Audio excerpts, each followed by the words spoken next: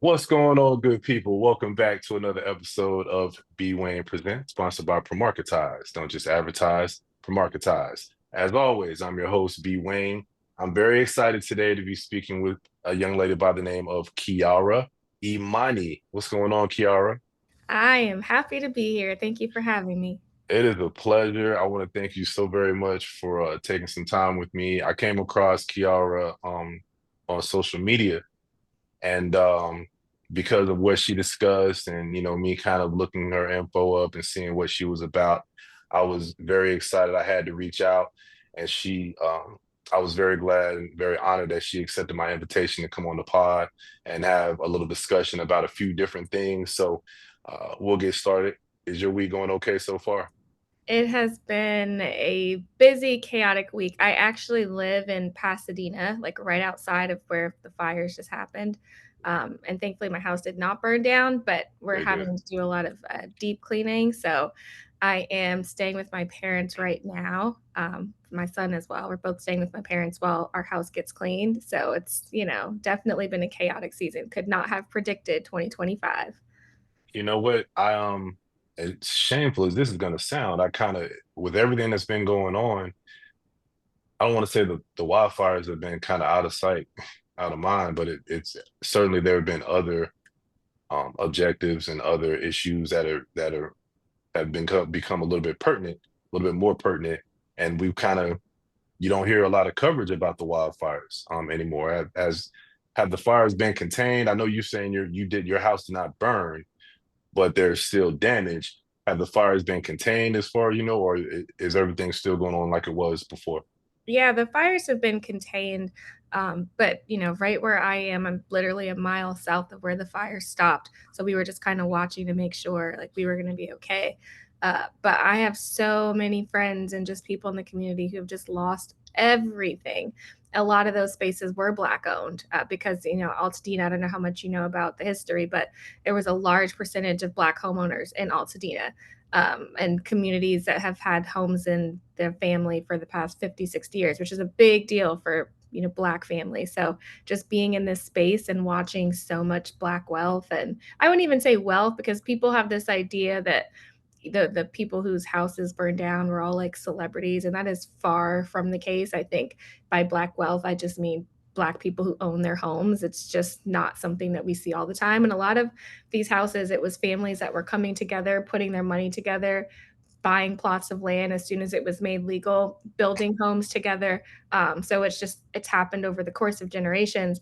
And to see all of those homes be burned down, to see businesses be burned down, it's just been really devastating. And I think it is hard because the news cycle moves quick. You see the pictures, you talk to the families, and then everyone's like, that's so sad. And we're on to the next thing. Right. I think it's going to be years before this area fully recovers. So I'm really sorry about your current situation, and our thoughts and prayers go out to everyone who lost their homes, lost their valuables, memories, and businesses, things that they built and earned and worked for over time. It's a really sad situation. Um, how long do you feel? How long does it look like before you'll be able to get back to some type of normalcy in that area? Man, I would say 3 to 5 years maybe. Like, a lot of the friends I've talked to whose homes burned down because the area has to be cleaned and all of that before they even start rebuilding, have timelines for, like, 2 years before they can even start trying to rebuild their homes, and that's if people have some place to go in the meantime. If you need the liquid cash, I feel like there will probably be people who sell their lands to third parties, or the area may become gentrified if people need the cash to live in the meantime. So we're just kind of waiting to see how everything plays out. There have been there's been talk, there's been speculation, conspiracy theories run rampant and wild, um, that, possibly there could be some type of deliberate acts related to pertaining to what's going on with these California wildfires. Have you all, as far as being from California or living in California, have you come across people who have similar sentiment, or have you ever thought anything conspiracy related pertaining to the wildfires, or is it Oh, just like it's just an act of God, just it happens, and that's just where we are?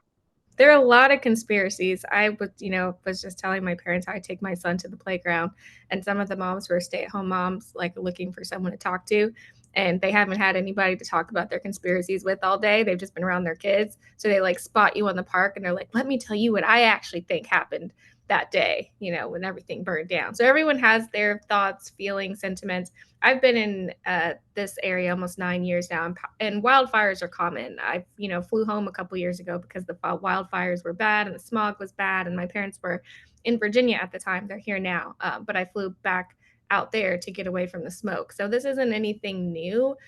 It's never burned neighborhoods the way that it has.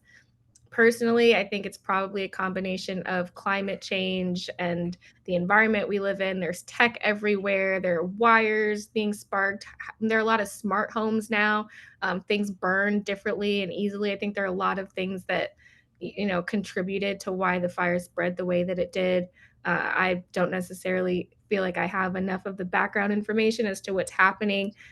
People have theories about where's the water and why couldn't we get it. I do know that wildfires happen all the time. I do know that, we have seen a shift in climate, especially since I've been here. And what I have seen is, communities of color, and specifically like here in Pasadena, Altadena, coming together to kind of like work through this time and support each other, which has been the most incredible thing to watch. There was some uh controversy pertaining to how the wildfires were handled from the current administration, between the current federal administration and the state.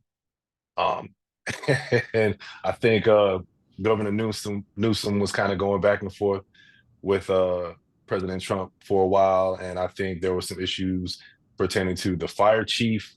Um, what was that all about? Do you have any information on the controversy, and do you feel like the wildfires were handled appropriately and properly as far as you all could tell?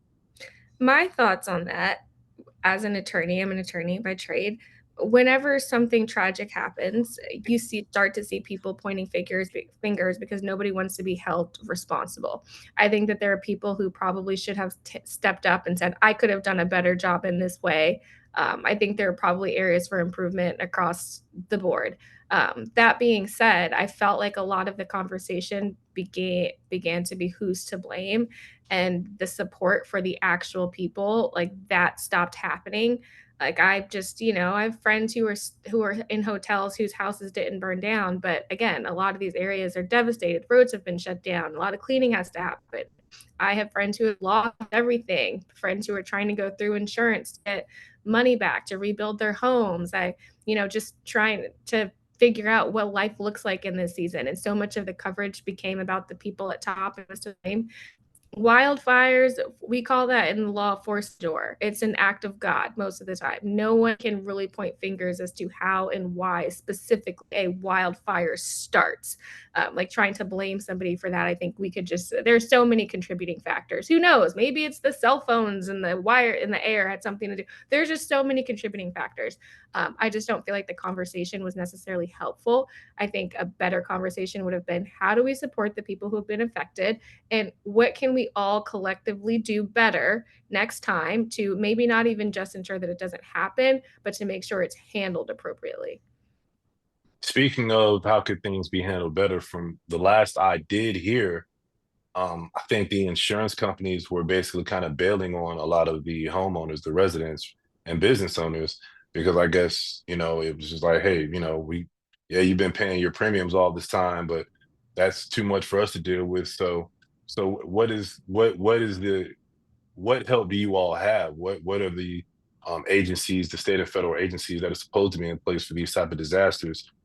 Have they stepped up? Do you all have help? Like what has been the response from the state and federal government as far as helping everybody to get back on their feet? Yeah, I think FEMA was here for some time and had tents set up. All of the people were lovely, but trying to get any sort of help that requires so much documentation and proof. And, I tried to get reimbursements for receipts that I uploaded and that I got from the hotel. But then they were like, oh, we don't like the way the receipts are because your name's not clearly written. I'm like, I didn't make the hotel receipts. And then trying to have people do that. Like when I was evicted, when we left the first time, when we had to run from the fires, I didn't have all of my stuff. I didn't have all of my paperwork. I didn't have my son's like birth certificate. I grabbed everything that I could. I was lucky I had a computer. But even, asking them, trying to like get all of the paperwork, I think people don't even realize. And this is someone who has a home. There are people who are like, my house is burned down. I don't have all of that documentation that you're asking for.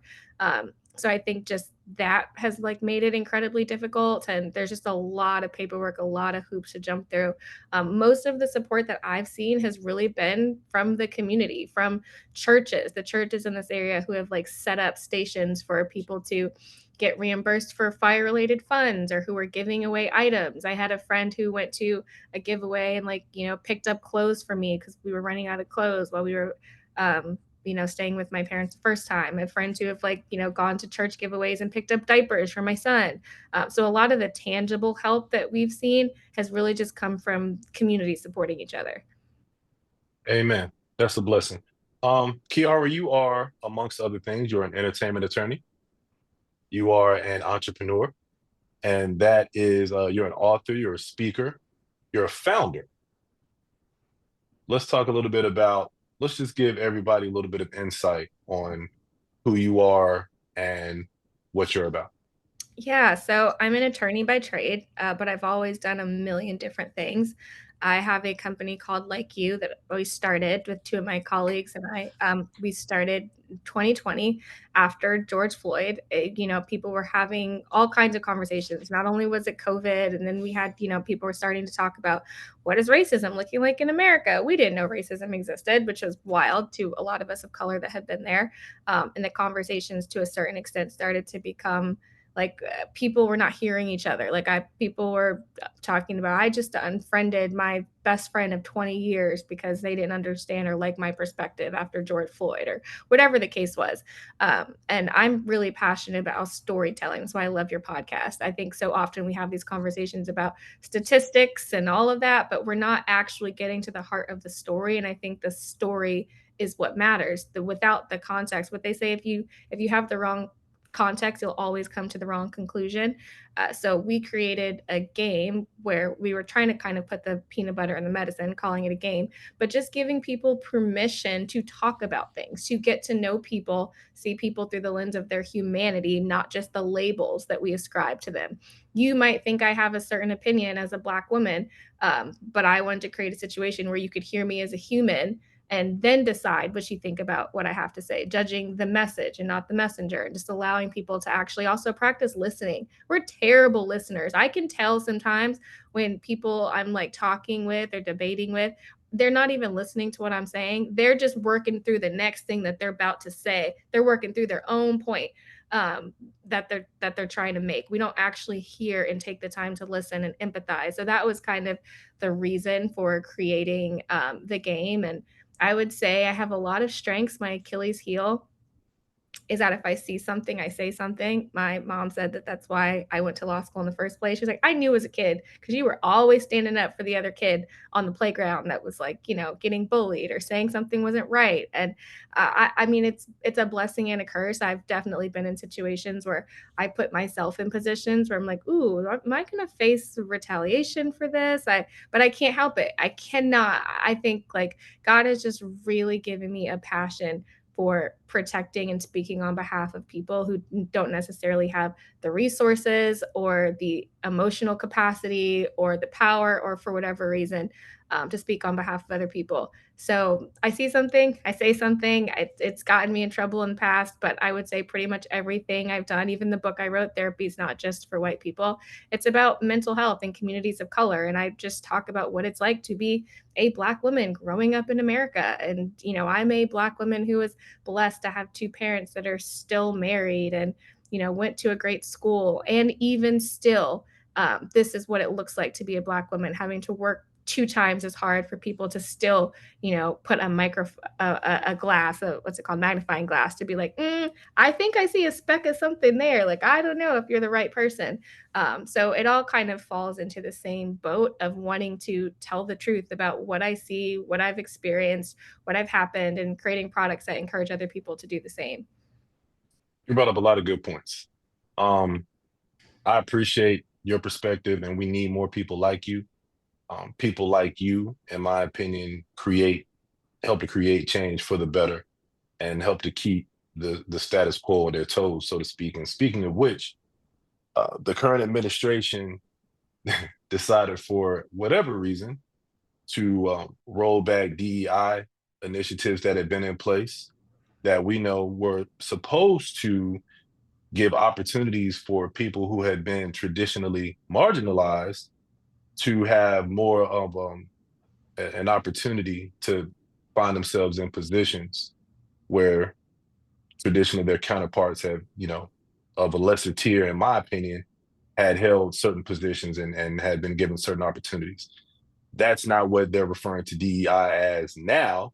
They've made it kind of a trigger word, for I guess someone who is not talented enough or someone who is not educated or intelligent enough to have those positions. So, what has that meant to you? How has that impacted or affected you and your businesses? So I think this is an interesting conversation. As I think you found me on Instagram because I posted a video about Target saying I had a bad experience. Don't go to Target. I'm personally boycotting. I had 100 followers on my TikTok because I'm brand new to using TikTok. I used it in 2020, then that page was deleted and just got back on a few weeks ago. So I was like, I just want people to know to come to our website. Our product, although it was discontinued, they still had stock left. I'm like, I'm not making any money off that. Go to my website. I thought, I got a TikTok shop. I'm, doing my part, telling people don't go to Target, making it clear where to shop. Maybe we'll reach, I don't know, a couple people and get about 20 sales or something. That video now has 1.3 million views.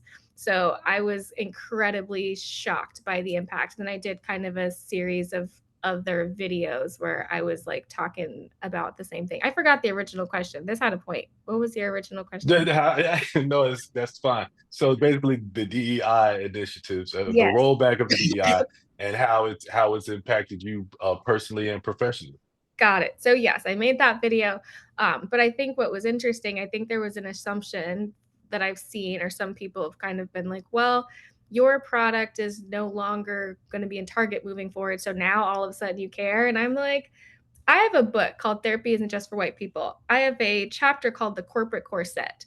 In that chapter, there's a section where I specifically talk about performative activism. I specifically talk because of my experience as an attorney working for a lot of large corporations and being privy to some of the conversations that take place on the back end, where I specifically talk about companies who are capitalizing on Black and brown dollars. They want our money, specifically Black women. We spend so much money, especially in the context of beauty, every year. I think Black people combined have a spending power of like $1 trillion a year, wanting to capitalize on that money, but not actually caring about the people, not actually being invested in the communities, not, making these statements about what they believe specifically because they're trying to drive sales and not because they're actually, standing on business.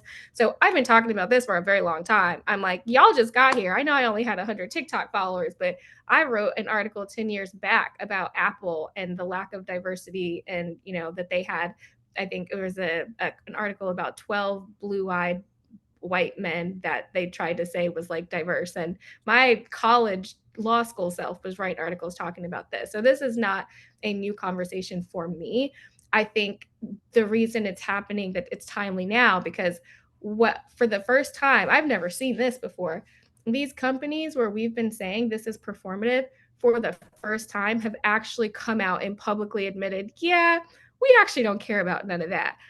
So I think it's given people, it stopped being like a conversation where it's like, oh, you guys are just making it up.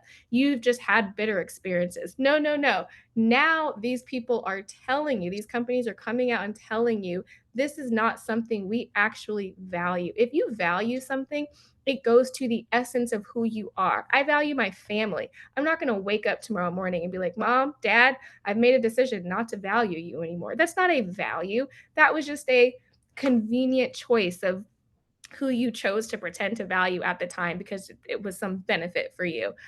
So I'm glad that we're having these conversations. I actually think the companies coming out saying, we're rolling back DEI, we're not invested, we're not keeping our commitments.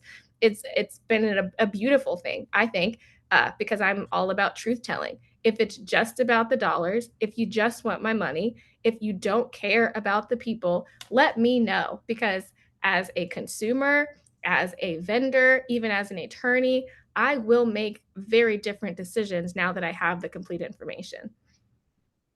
So basically, all of these companies that have now decided to just do away with DEI initiatives, and I don't, they couldn't have been forced. These are private entities. And just because you have the current administration, feeling a certain way about DEI initiatives, individual companies had the choice to do whatever it was they wanted to do.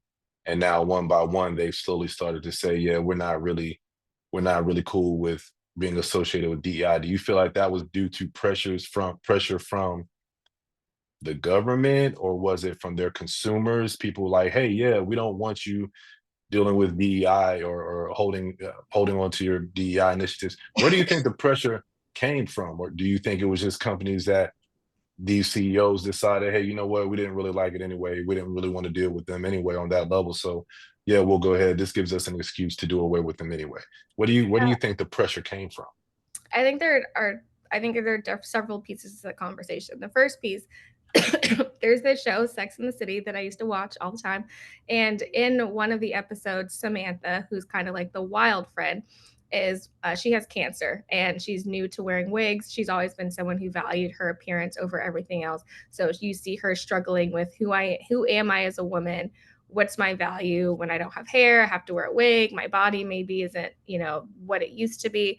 And so she gets invited to speak at some conference or win some award talking about having cancer. And she has a wig on, but she gets so hot, she gets a hot flash while she's like having the conversation. And she's like, screw it. And like throws the wig off. And another woman stands up and throws her wig off. And then you see all these women who have cancer who are like, why are we all here pretending to have hair when we like the most honest perspective is that we've lost our hair due to chemo, and that's the truth. And Samantha being honest about who she was inspired other places to do the same. That was like a very beautiful message. I think what we're seeing now is, DEI in reverse. To me, my experience, it's always felt performative. I do feel like at the very beginnings, speaking to my specific experience, and several other small vendors who I've chatted with had the exact same experience. There was a lot of excitement. Like Target specifically, they were headquartered in the city where George Floyd died. And then no one forced them to come out and say that they were going to invest financially and support businesses of color. That was a decision that they made. Maybe the person kind of cared. Maybe there was just some feelings that like sparked up, like, what can we do? Um, but then I think they had to actually face what it means to invest. Invest means you are putting money and effort towards. And at the end of the day, most of these businesses are about the bottom line and the profit.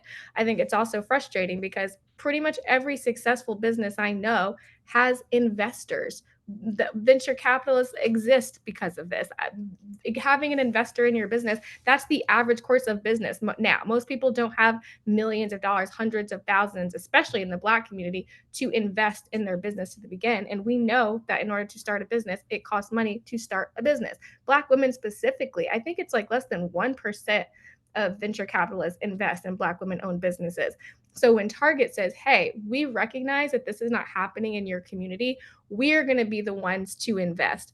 And then when they don't keep that promise, and then we've relied on that promise to our detriment, and then people are like, oh, the Black businesses just wanted a handout. No, we were making decisions based on a promise of investment. If you had another private investor that promised to invest in your company and you made decisions based off that investment and they pulled back and said, just kidding, would you say, oh, why does that company want a handout? No, we understand there was a promise of investment that you relied on. I think it's the same thing here. So I don't feel like the investment really. I would say we were signed or we started I think in Target in 2022. I would say starting 2023 there was a shift where I was like, oh, you're not doing what you said you were going to do. I have so many stories. Like, for example, they put us in some test stores. We were in 400 something stores nationwide. They put us in test stores and said some of the stores were just going to send 6 units, like put small boxes of 6 so that we can send small shipments to some stores to just test out the product.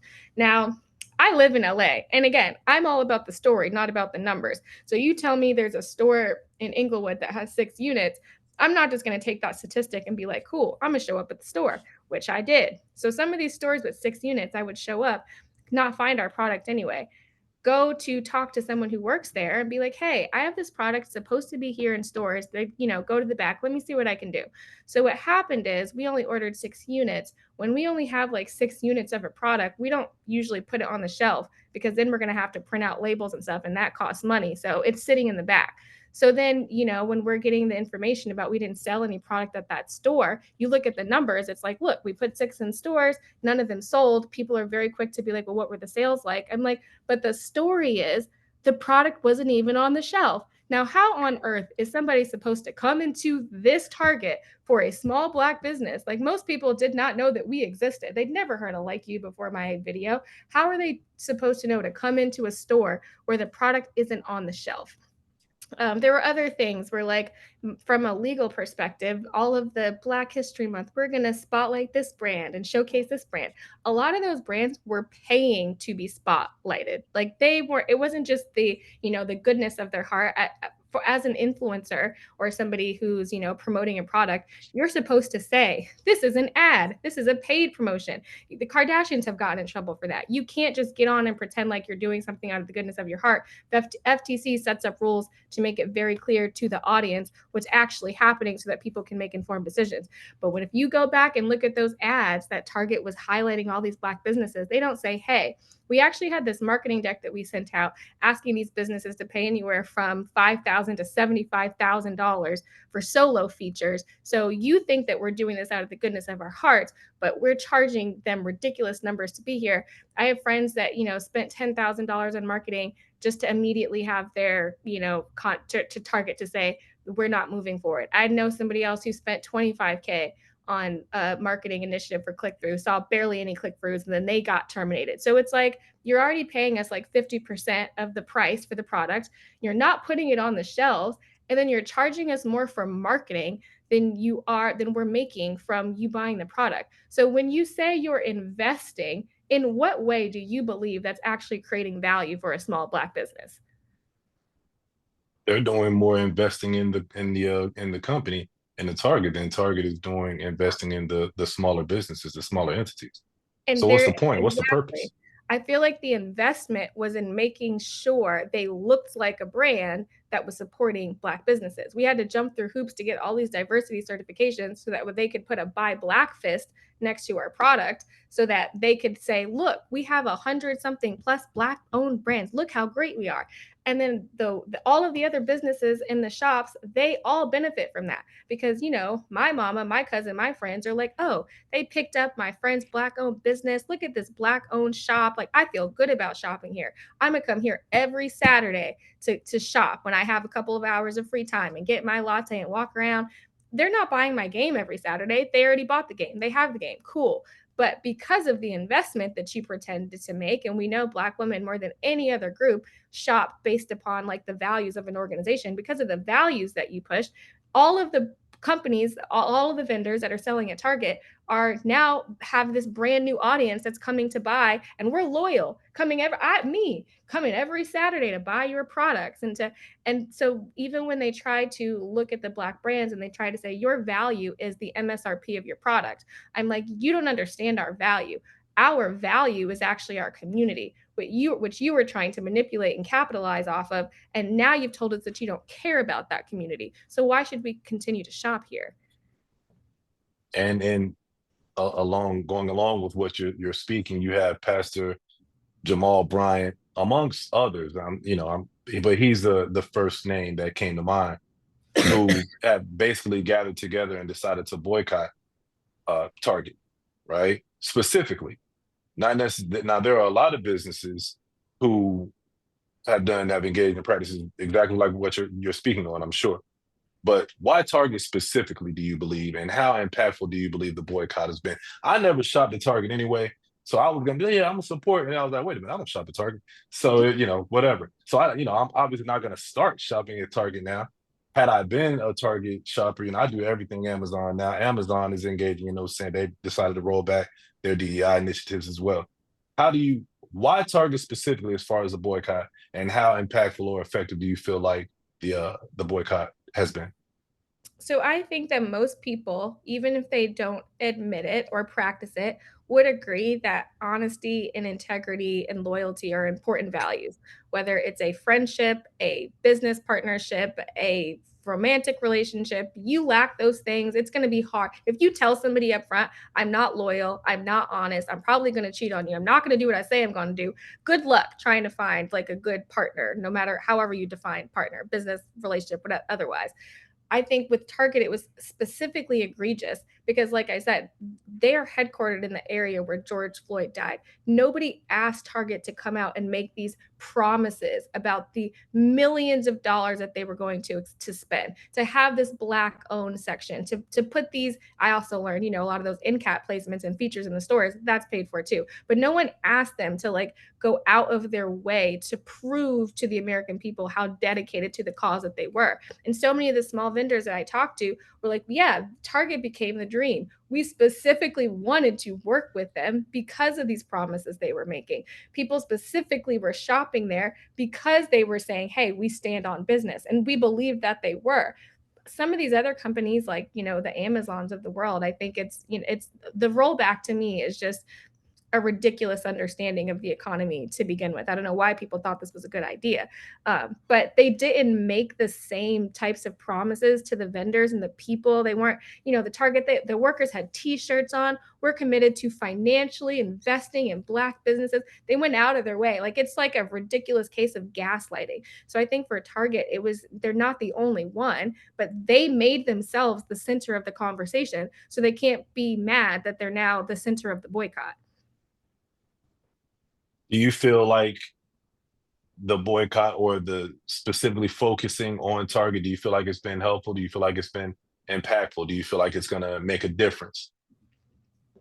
I think it's the beginning of making a difference. And I'll admit for myself too, I want to believe people when they tell me who they are. I have friends who have been buying Black for the last decade. They're like, girl, we could have been told you these companies don't care about Black people, blah, blah, blah.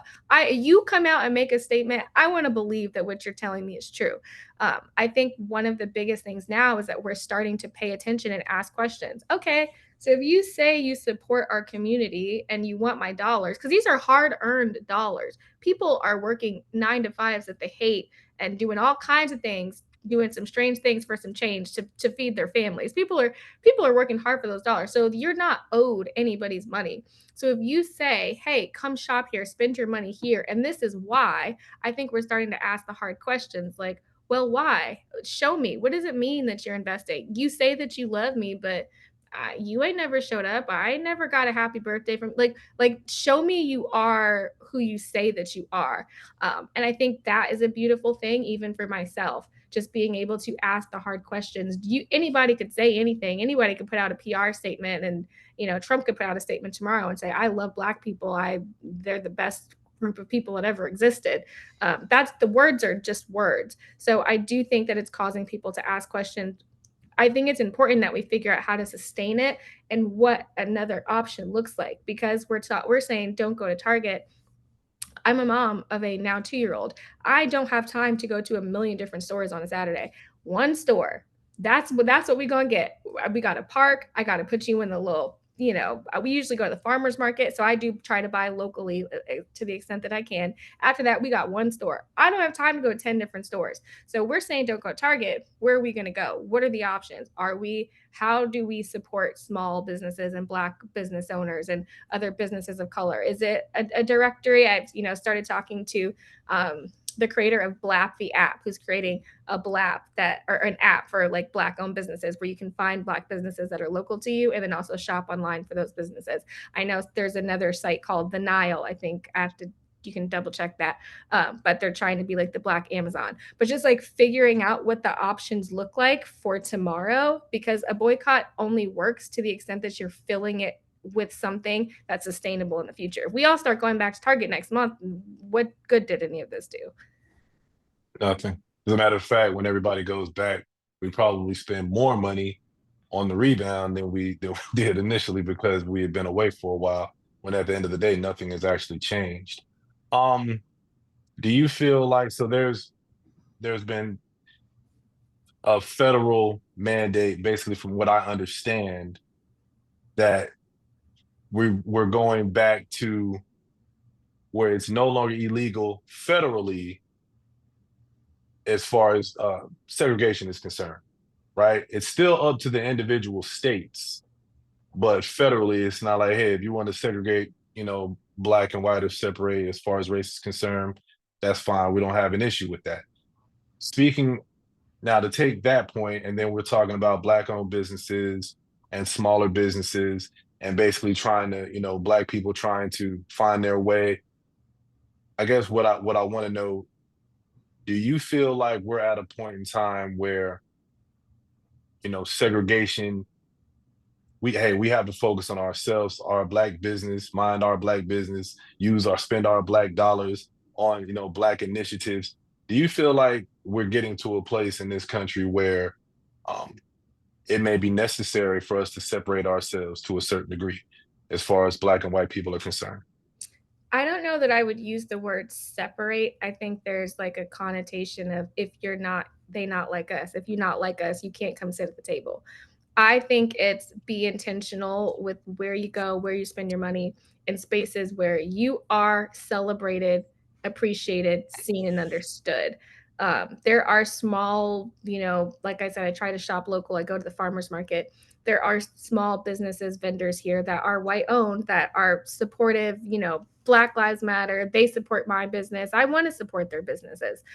So I'm not saying don't shop or buy from anyone who's not a person of color. That being said, I do think it's incredibly important that we make a specific effort towards supporting people of color because if not us, then who?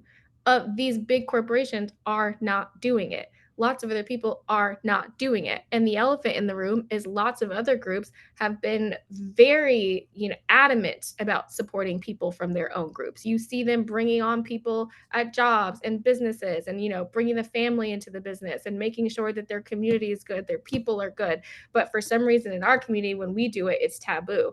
I don't think there's anything wrong with wanting the people in your space, the people who are part of your community and your day to day to to have them be the people that you are the most concerned about. They're in your space, and if we're not doing it for us, I don't believe anybody else is going to do it. So, just playing devil's advocate, if I was let's say I'm a white man in America, a white woman in America, and okay, well, black people, you want to invest in black and you want to do black this and you want to support black that. But when we as a people, as a culture, as a society want to be more tribal when it comes to our needs, our wants, our success, it's an issue. We're seen as racist. We're seen as, being bigoted. So how would you respond to someone who brought that up to you? Yeah, I think that there's conversations about equality versus equity. I think if I'm standing outside and there's a little kid who has a glass, holding a water bottle full of water and is asking me for a sip of mine versus a little kid who ain't had nothing to drink in 10 years, there's nothing racist or wrong with me looking at the kid who hasn't had water and being like, here's a sip. I don't think that Black people supporting for Black people is coming from a place of superiority. It's coming from a place of we were slaves and then we were not allowed to compete financially, economically, take advantage of any of these programs. We were segregated. We very recently have started being, given rights. I think someone, back in the days of 2020 when everyone was paying attention talked about it's like if you're playing Monopoly and someone's gone and played 40 rounds and you played one and they're like, why aren't you as far as why aren't you as far as I am? So specifically investing in the people who have not had the opportunity or the time to play the 39 rounds that you've already played is very different than going to the group of people who have already played the 40 rounds and clearly ahead and being like, you know what, I choose you. That's different. It's a different conversation. So it's a conversation about race, and it's a conversation about, fairness and being Black in America, but it's also just a conversation to me about equity. It's a conversation about righting wrongs. The wrongs that have been done to people of color in this country have never been righted, not in any real economic substantial way. Why would I withhold my water from a kid who ain't had a drink in days when you holding the water bottle? Very well said. Very well said. And the point, that was the whole point of implementing the DEI initiatives initially, but they've become kind of a almost like a slur. What do you believe is the whole point of the current federal administration deciding, you know what, we're done with DEI, so this information on these websites and these blogs about Jackie Robinson or this famous soldier or this general, we're gonna do away with those, and we're gonna, we're not gonna support. We don't want companies utilizing DEI initiatives for whatever reason. And we do understand that DEI initiatives were not only affecting or impactful to people of color. We're looking at people who have been marginalized, whether through disabilities. From what I understand, they've been most helpful and most impactful for white women, but they're supposed to be for people who have been marginalized and haven't had equal opportunities. What do you feel is the point or the purpose of this president, this administration deciding, yeah, DEI, yeah, we're done with that? There's a misunderstanding about DEI. And, I've had many conversations with people about this, thinking that DEI, the purpose was to bring in people who were not qualified or not capable of having a role, but because of the color of their skin or their gender or their situation or their beliefs, or because of the way they were born, they are now giving an opportunity that they should not have. That's not the case. I can use my own personal example. Having worked for a company where I had a white male boss whose policy was, I don't hire anybody if I don't know someone who personally knows them. Like, I need someone to vouch for the person I hire. This white male boss hung out with all white people. He was part of a country club that I went and visited, invited me. They were all blonde, all white, mostly blonde, all white people. I met his best friends from college, all white. So my thought was, if your policy is you only hire people that you know, do you understand that you are only considering people that look like you? We interviewed a Black attorney for the job who I thought was phenomenal. She ended up going to another company. Good for her. We didn't pick her because he picked somebody else of a colleague where, someone at his law firm or a former friend at a law firm worked with this other guy who was not qualified, didn't know what he was doing, only lasted a year at the company. I had to train, even though I'm sure he was making a lot more money than me. That was the choice based upon the personal relationship. The point of DEI was to make sure that all candidates were being considered and giving an equal opportunity for the position. It was not taking someone who was less qualified. Without DEI, what we actually see happening, and I think people don't talk about enough, is people going to their friends, their colleagues, someone that they know, giving someone who's not qualified the role because of their relationship to the person hiring, as opposed to a more qualified Black candidate. I do think that some of these programs were not initiated well. A lot of them felt like putting band-aids on like a broken bone. So to the extent that people are like, oh, these DEI programs aren't doing what they're intended to do. Yeah, they were thrown together very quickly. People made statements so that they could have great PR around it. And there was no thought.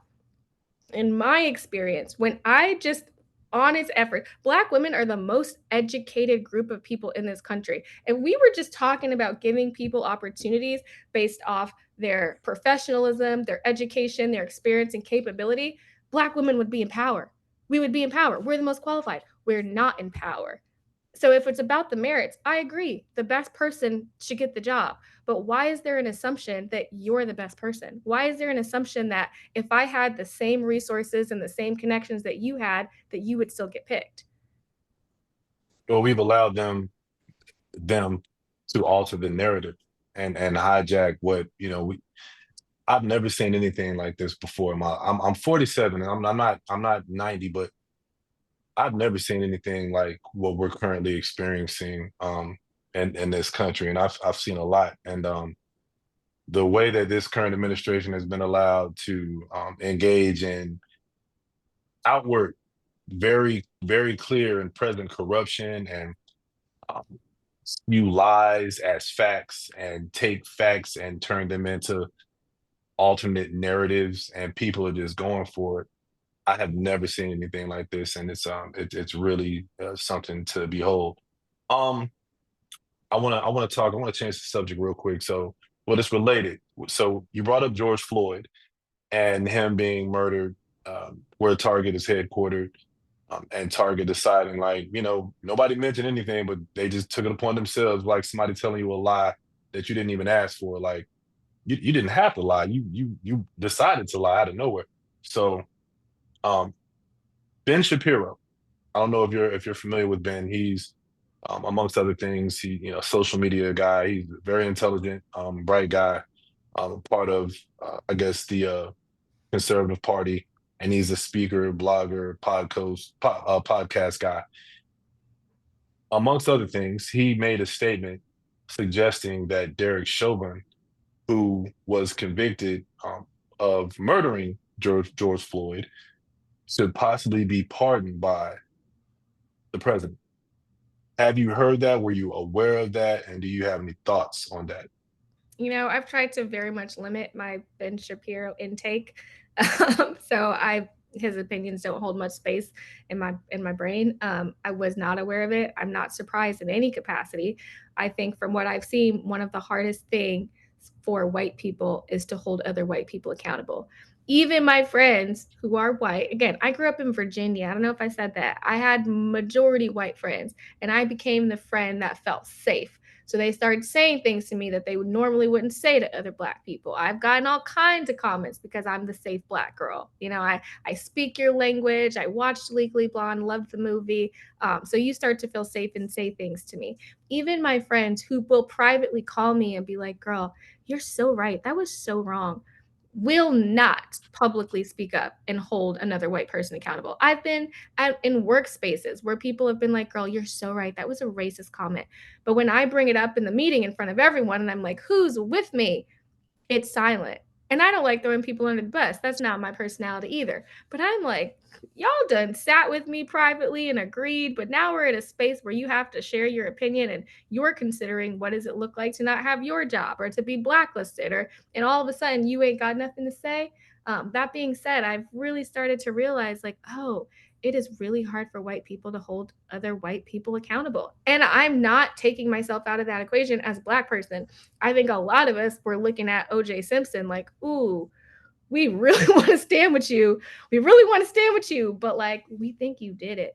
I think the difference is as black people, though, most of the time, we will call out another black person and be like, look, he black, he cool, but like, I'm not down with that. And I've seen on not to generalize, just speaking from my own personal experience, that white people don't do the same. So I'm not surprised that when they see a white person in jail or being punished for something, even though it's something egregious like murder, they look at that and they say, something in me is not okay with this other white person being held accountable publicly in this way. Just to be clear, because I don't want to give the wrong impression. His reasoning, he had his own reasoning. Part of that, and forgive me, not that Ben's gonna be watching my pod, but I don't want to misquote him. But basically, hey, there were drugs in his system. He was complaining about saying he couldn't breathe before Derek pulled him subsequently back out of the patrol vehicle, which he asked apparently to be removed from the patrol vehicle, and he had his knee on his neck. Whatever, whatever. He's saying that basically there are mitigating circumstances. And because of what was going on culturally during that time, there was no way that Derek was going to receive a fair trial. I personally believe that regardless of the circumstances, you can't put your knee, not to mention, apparently, again, according to Ben, that the tactic that they utilized that Derek utilized, the knee on the back or the neck, was a part of what the police officers were trained to do in that area. regardless, he's guilty. You murdered a man, you executed a man, and in public. It was the first public execution that I recall seeing. And he was guilty, and he's where he belongs. Um, let's talk a little bit in the time that I have left because we've talked a lot, and I didn't realize time is going by so fast. Let's talk a little bit, real quick, about how we get to a place of unity. You spoke earlier about people listening to debate, listening to confront, listening to respond, as opposed to listening to understand and really get another person's perspective. We become very tribal, the left versus the right, the blue versus the red, you know, black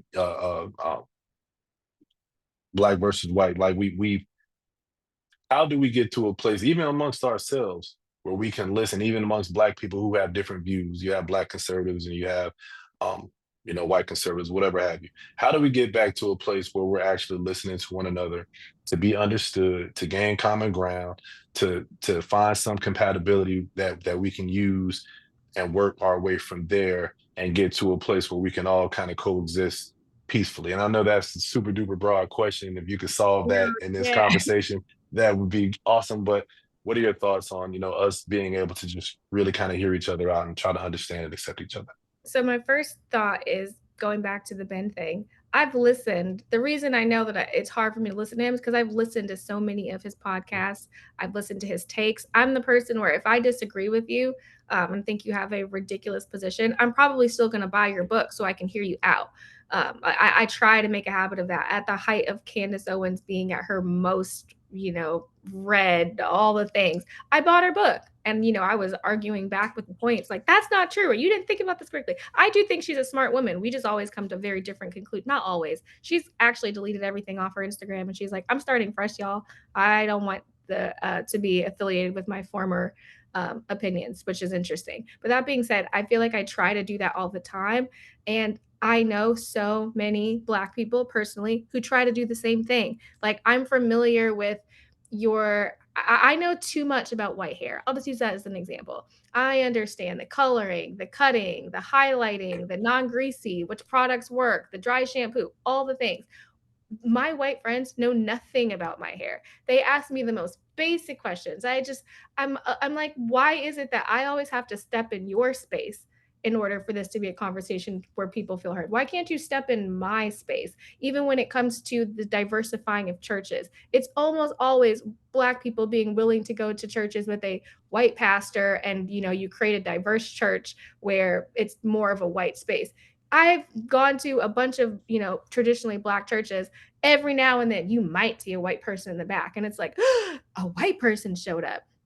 So I think people have to meet us halfway. I'm not saying I'm not willing to hear your perspective, to visit your church, to read your book, but I don't think that Ben Shapiro is picking up my book called Therapy Isn't Just for White People, listening to my perspective and having a conversation with me about it. Like, I don't find that it's ever reciprocated. So I think this is also a season for making sure that our stories are told and our voices are heard, because they're not doing the extra work of going the mile to have the conversations and sit in the reality that we're experiencing. They take the data and the sound clips and the bites and then come up with their own. And I don't want to generalize. I don't think it's everybody, but to just to answer your question, I feel like the responsibility has been on people of color far too long to go into white spaces and to empathize with them. And I think this is a time where they need to step up and start empathizing the other way. Let's talk about your book. You brought it up. What made you decide to author this book? Where did the inspiration come from? And what is it? The title is kind of apparent and obvious, but in your own words, what is the focus of the book and what is the purpose of the book? I didn't want to write the book.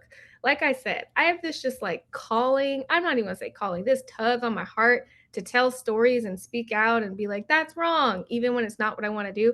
I was writing, and I'm still working on a fantasy sci-fi book that was completely different. But that's my favorite genre, and I think there's a lot of storytelling you can do there to make the world better. Although, people watch X-Men and they're like, oh my gosh, like how could this happen? And then you try to apply it to the real world and they're like, oh, that's not me. I could never. So even the messages sometimes in the stories that go over people's head in the real world, that's another rant. That being said, I was trying to develop the characters for my book. like thinking through their traumas and their backgrounds and what they've been through and why they do the way that they do. But as I'm answering these questions for my characters, I'm answering them for myself. And I was like, I feel like there's actually a story here. Like, this is why this affected me in this way. And I never went to therapy because of this. And if people really understood that. So it turned into a completely separate project as I was developing fake characters, turned into me also kind of writing and thinking through my own story, which became this book, Therapy Isn't Just for White People, more or less. And it is about mental health and, a lot of not going to therapy because I didn't see the point. The Black community, a lot of times it's like, if you go to therapy, something's off, you're crazy, you could have just gone to your pastor. So for all of said reasons, when my friend told me to go to therapy, I was like, no, why would I do that? And I was very cocky in therapy. Like my first couple sessions, I was like, I'm not crazy. Unlike some of your other patients, like I'm self aware, like my parents are married, I went to a good school, like I make good choices, I listen to Oprah Soul Sunday, I go to church. Like I'm not really, like, I don't really need you to dig into my background because you're not going to find anything. It's crystal, it's spotless, it's clean. I just have some anxiety. So, like, I'm just here to talk about that. And very quickly realized within one of our first sessions, I was telling her about work, the way I'm talking to you about work, and I'm the only Black woman, but I'm not going to cry. And but guess what I did? I'm trying to tell her how the situation ended, and she's like, "Move back. Why wouldn't you cry?" And I'm like, "Why would you cry at work? That's weak." She's like, "Where did you learn crying was weak?" And I was like, what? Where did I at? And just started to really understand how so many of my life experiences had built up these false beliefs and systems and truths that I accepted as true that just weren't true. And having to like break that down and reconstruct and understanding my own past and my experiences was really helping me shape why I was like where the anxiety was coming from. And I was like, oh, there's something here. But the premise of the book is not just go to therapy. I think therapy is incredibly helpful to the extent you have a good therapist and one you feel safe with. And I also know that there's a lot of people who don't have access to therapy. So that's not the premise of the book. It's really like Black people pay attention to all of these micro traumas being defined as the things that shape the way that we see ourselves, God, or the world negatively, even if they're like very small things, and how they build up over time. The little questions about your hair, someone locks the door when you walk by, the comments people make about other Black people. Pay attention to how those micro traumas build up and then begin to inform how you see yourself and the world around you. Like there's a lot to our stories. We didn't just wake up mad, we didn't just wake up frustrated, we didn't just wake up feeling this way. And if you look at the history of the country, same thing. So that's kind of where the book came from. I think there's a very large portion of the country that there's an air of entitlement, and then there's a very large marginalized portion of the country that where the history is trauma and attempting to cope um, while being gaslit and ignored. And it would be one thing if slavery ended and then like everything was great and there was Jim Crow never happened and there was no, but when you still have systems in place meant to oppress or at least slow the progress of a certain category of people, and you have these people who maybe have a sense of an air of entitlement due to um, their past and their history and their upbringing, it does make for a very interesting dichotomy. um I have a little bit of time left, and there's like several different things I want to talk about. Let's hit on this real quickly. When you're an entertainment attorney, so Mhm. when I think of entertainment attorney, I think about what's my man's name that got OJ off? Oh, Johnny Cochran, right? yeah, I litigation. think, but that's trial. That's being a trial attorney, right? So, what specifically is your focus as an entertainment attorney, and how would you express or explain to the layperson, the common person, all right, this is the type of law that I practice in entertainment? Yeah. So I've worked in various different forms of entertainment over the past decade. I've worked with talent, like representing talent for brand deals, for shopping agreements. Basically, if you have a show or an idea that you want to shop and get producers, I've worked on below the line talent. So the deals for the actual like producers and the, people behind the scenes themselves. I've, everything from TV to movies to now really more focusing in the branded content space. So the talent and the brand partnerships that the talent has with the brands, where you see a lot of this like advertising that kind of falls into marketing. Talent is now really embedded in so many areas of life. You can work with talent and do almost anything as an attorney. You can litigate on behalf of talent. You could work with their taxes. You could do their deals for their movies. You could help with the brand partnerships. So it's just a wide array of things. Almost everything I've done has been some sort of talent focused, and contracts. So when I am, talking about deceptive marketing, words, advertising, I pay attention to words.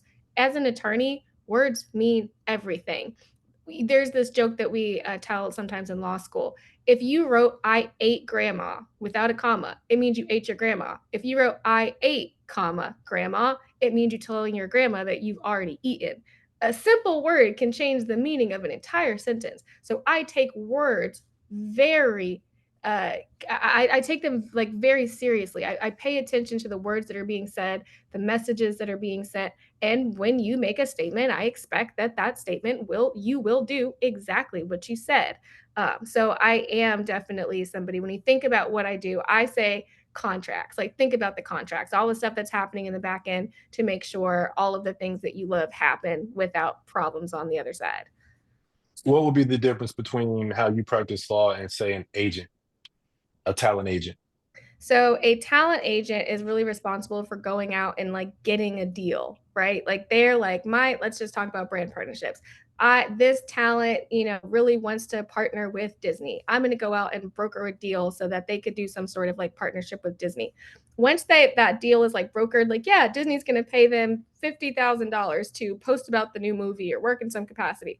Then there are a million other things that have to happen on the back end. We're talking not just like the pieces of like what is the tax situation and the formation, what does the usage look like, how long does this last, what is exclusivity, can you work with other brands while you're working with this brand, to what extent how many calls are we going to be on as we figure this out, is it going to be a 3 call situation, can I call you every day to figure it out, who are you allowed to work with, to what extent can I control what you say on your social media during our partnership, because I don't want the partnership to go south.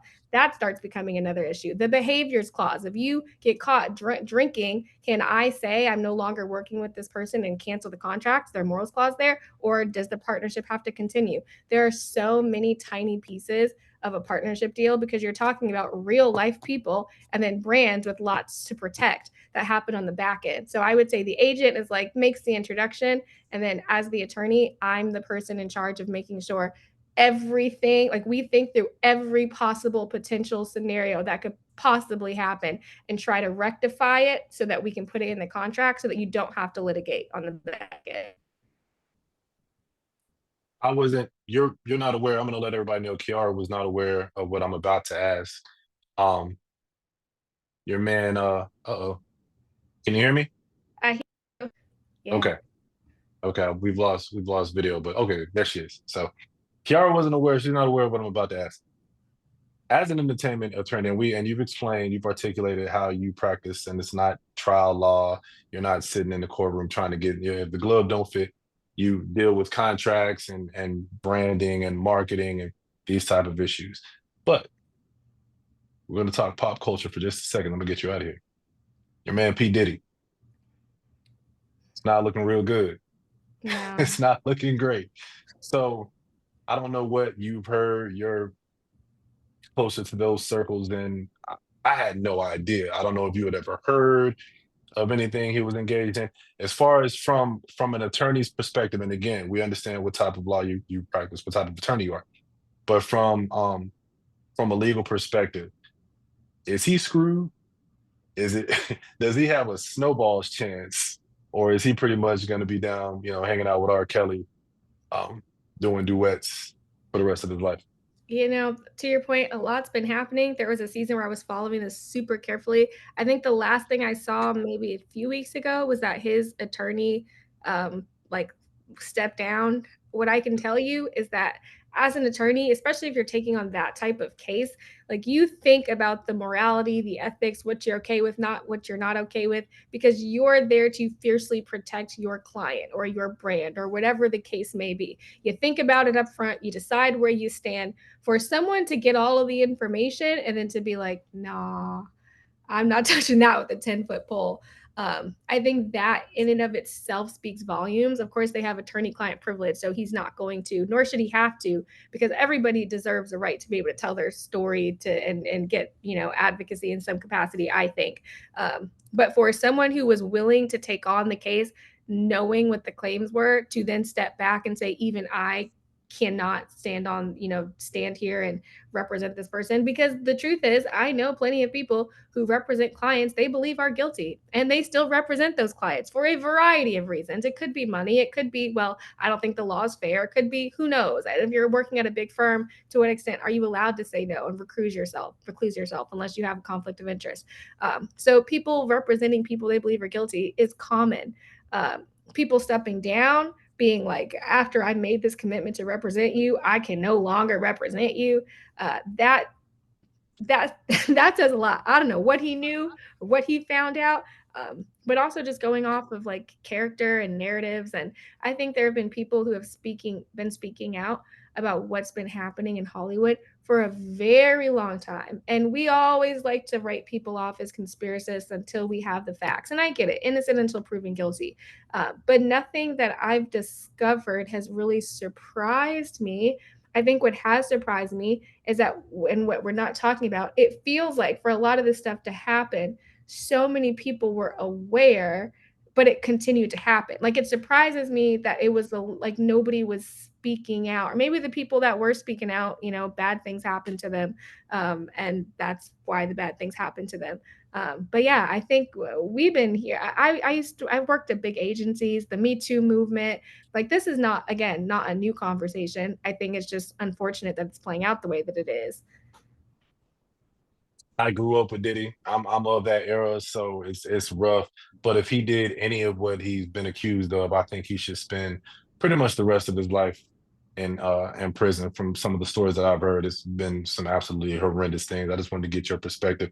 Kiara Imani, she's a boy mom. She's an entertainment attorney. She's an author, a speaker, a founder. Like you cards, real quick, in your own words, is this like a trivia type game? Or are they used for trivia? Like, hey, who is the author of this book or that book? How would you explain like you cards in your own words? They're getting to know you questions that help you get to the humanity of who someone is. They're not all deep. In the regular game, the blue questions are deeper. The yellow questions are a lot more lighthearted for people that don't want to go deep. Or if you're playing with coworkers and you're like, nah, I'm not sharing all that, we could stick with these yellow questions. We also have decks for kids and teens to play with their parents, are a little bit different, separated into 4 different categories to help kids critically think and to give parents a tool to talk to their children. Because we know, even as people who have been teenagers and children, you come home from school, your mom says, how was your day? You say, fine.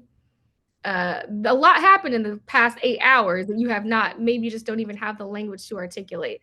So giving parents a tool to connect with their kids and enter their kids' psychological world and being able to strengthen those relationships. So I would say that they are really relationship building cards with questions. They're questions. I think, and as a podcast host, I'm sure asking the right question can make the world of difference. It can facilitate a conversation that needs to happen. I've asked questions to people where didn't know that the answer was going to be deep. Like, I thought it was like, what was one of our lighthearted questions?